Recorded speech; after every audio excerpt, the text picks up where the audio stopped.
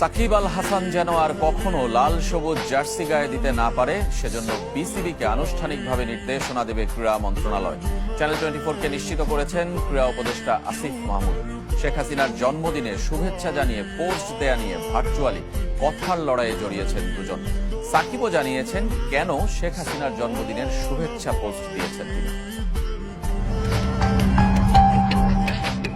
আসিফ মাহমুদ সাকিব আল হাসানের ফেসবুক যুদ্ধ, যার শুরুটা রোববার রাতে সাকিবের এক পোস্টকে কেন্দ্র করে।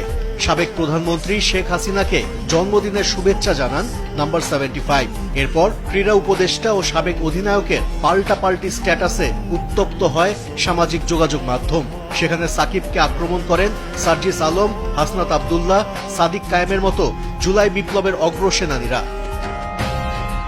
সোমবার আবারও ফেসবুকে পোস্ট দেন আসিফ মাহমুদ, যেখানে উপদেষ্টার সাথে সাকিবের কথোপকথনের অংশ তুলে ধরেন।